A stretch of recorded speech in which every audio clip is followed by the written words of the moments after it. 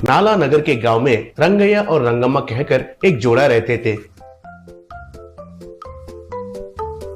दोनों बहुत अच्छे थे और बहुत दयालु थे। उनके घर के बगल में रहने वाले सुब्बैया और सुब्बम्मा कहकर एक जोड़ा बहुत कंजूस थे, बिल्ली को भी भीख नहीं देते थे।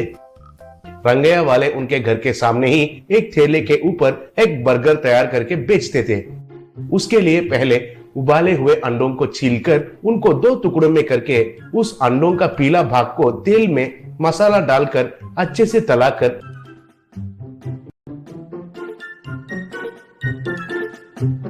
अंडों के बीच में वो मसाला डालकर बर्गर जैसा बनाते थे। सुब्बैया वाले भी उनके घर के सामने एक ठेले के ऊपर डोसा और इडली बनाकर बेचते थे।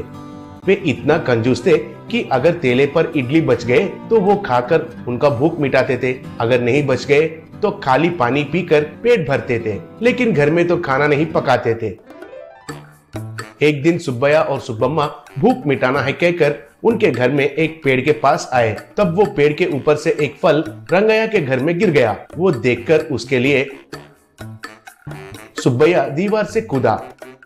वो फल लेने के लिए देखा तो रंगैया के घर के रसोई का खिड़की थोड़ा खुला हुआ दिखाई दिया और अच्छे से खाने का खुशबू भी आने लगा।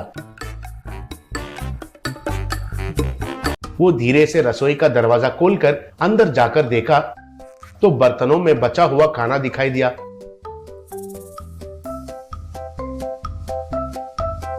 वो एक कपड़े में उनको बांधकर वापस दीवार से उनके घर में कूदा। घर में बीवी से जो हुआ वो कहा तो उसकी पत्नी उसको बहुत तारीफ करने लगी। दोनों मिलकर खुशी से खाना भी खाए। अगले दिन दोनों रंगैया के घर में कोई झगड़ा होगा है कहकर देखने लगे, लेकिन कोई आवाज भी नहीं आया था। तब रंगम्मा, क्यों जी, उनके घर में खाने के लिए कोई गौर नहीं किया लग रहा है। कैसे इंसान है पता नहीं। उनके घर में हर रोज चोरी करके खाने से भी कुछ नहीं होगा। तुम वही काम पर रहो, बोली।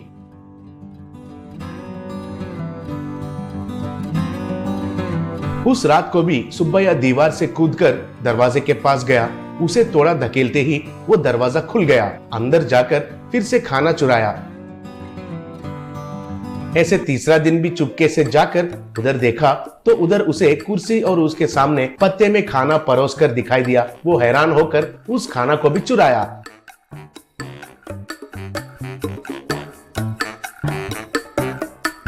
अगले दिन रंगैया के घर के आगे भीड़ था। वो देखकर सुब्बैया वाले थोड़ा घबरा गए।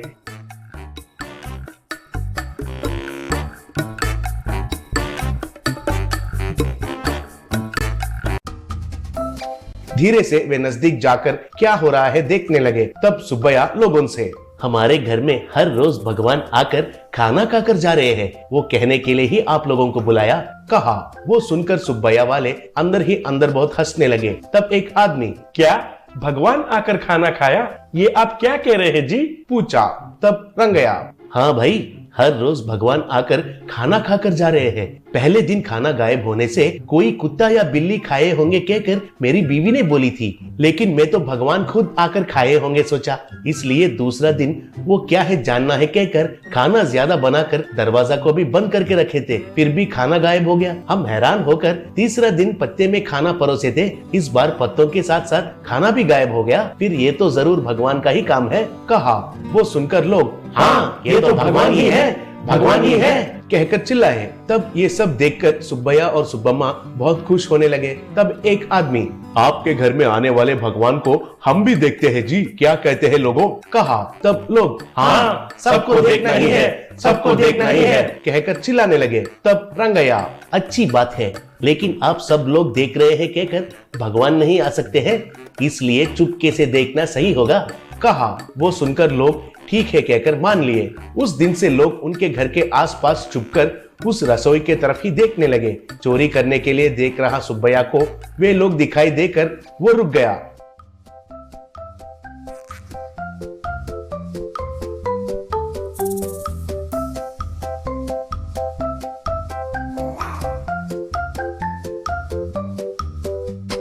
कितना दिन होने से भी वे लोग उधर से नहीं जा रहे थे। एक दिन कोई भी नहीं दिखाई देने से सुब्बम्मा, क्या जी ऐसे देख रहे हो, उधर कोई भी नहीं है, जाकर खाना चुरा कर लेकर आओ, बोली। तब सुब्बैया, क्या लाना है, कहां कहां चुपके से देख रहे हैं कहकर हमें कैसे पता चलेगा, अगर पकड़े गए तो खूब मारेंगे रे, कहा।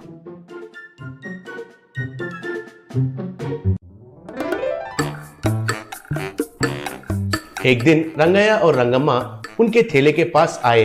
तब रंगैया, कैसे किस्म के लोग हो आप चोरी किया है कहकर पता चलने से भी मैंने कुछ नहीं किया, लेकिन आपने रुके नहीं, चोरी करके खाना क्यों खा रहे हो दरिंदर के जैसे, इसलिए आपको सबक सिखाना है कहकर लोगों को भगवान आकर खाना खाकर जा रहे हैं कहकर यकीन दिलाया।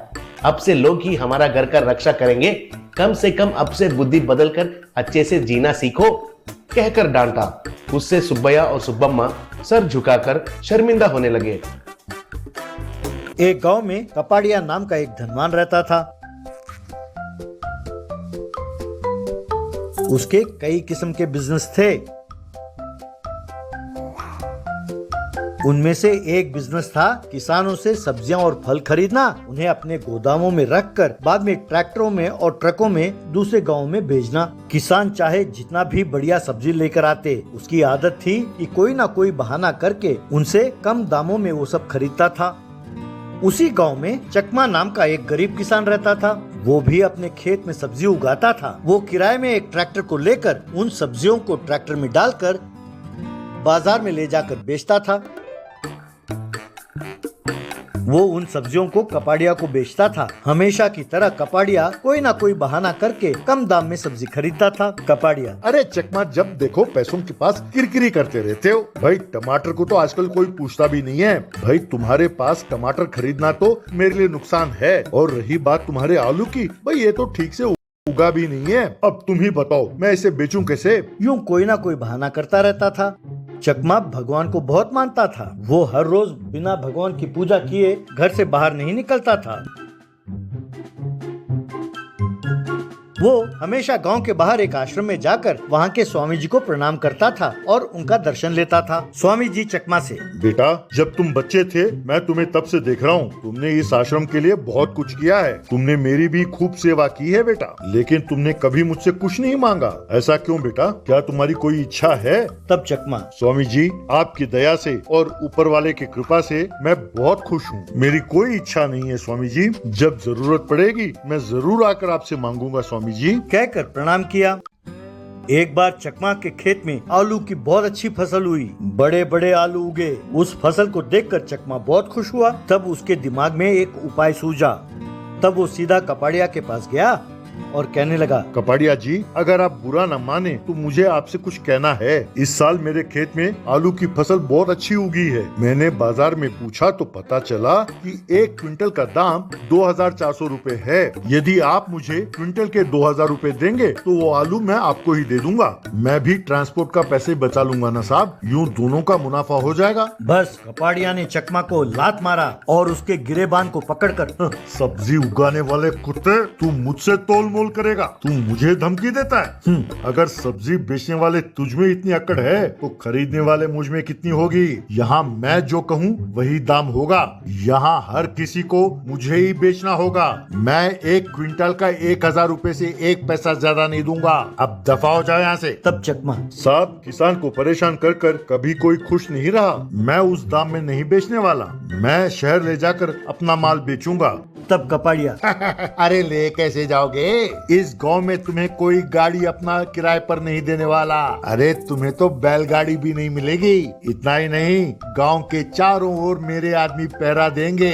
अगर तुम उनके हाथ लग गए, वो तुम्हें और तुम्हारे आलू का कचूमर बना डालेंगे। अब दफा हो जाए यहाँ से, कहकर उसे धक्का मारकर भेज दिया। उसके कहे मुताबिक ही गांव में हर किसी ने चकमा को अपना ट्रैक्टर किराए में देने से मना कर दिया। ऊपर से सब मुफ्त की सलाह देने लगे कि कपाड़िया के तय किए हुए दाम में ही उसे बेच दो, उससे पंगा क्यों लेते हो। तब चकमा समझ नहीं पाया कि वो क्या करे। वो सीधा स्वामी जी के पास गया और उन्हें अपना दुखड़ा सुनाने लगा।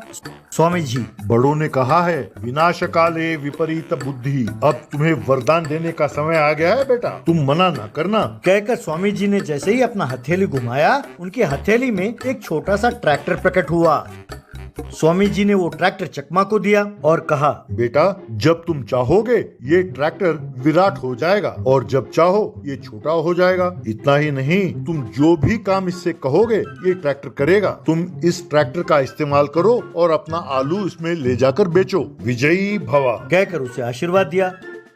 यूं चकमा उस ट्रैक्टर को अपने खेत में ले गया और उसे जमीन पर रखकर उसने इच्छा प्रकट की तो वो ट्रैक्टर बड़ा हो गया। ट्रैक्टर के पीछे 4 पहिए थे और ट्रैक्टर खूब बड़ा था। चकमा ने उस ट्रैक्टर में आलू को भरा और फिर जंगल के रास्ते से वो शहर की ओर जाने लगा। लेकिन कपाड़िया के एक आदमी ने उस ट्रैक्टर को जाते हुए देख लिया। उसने तुरंत जाकर ये बात कपाड़िया से कही। चकमा ने अच्छे दामों में उस आलू को शहर में बेचा और फिर पैसे लिए।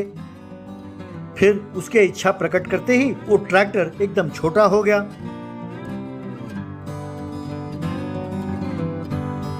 वो उस ट्रैक्टर को लेकर बस में घर के लिए रवाना हुआ। एक जगह चेकपोस्ट रखकर कपाड़िया और उसके आदमियों ने बस को रोका।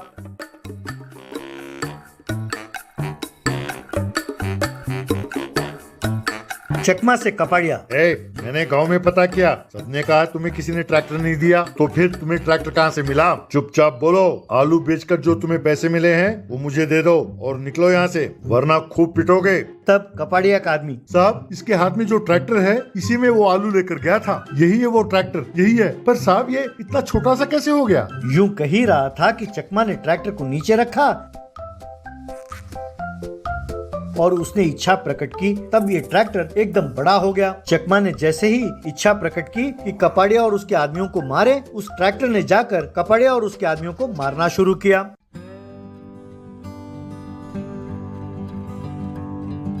बस वो सब डर के मारे वहाँ से भाग गए। उस दिन से चकमा अपने ट्रैक्टर में सब्जियों को शहर में ले जाकर बेचने लगा और खुशी खुशी जिंदगी बसर करने लगा।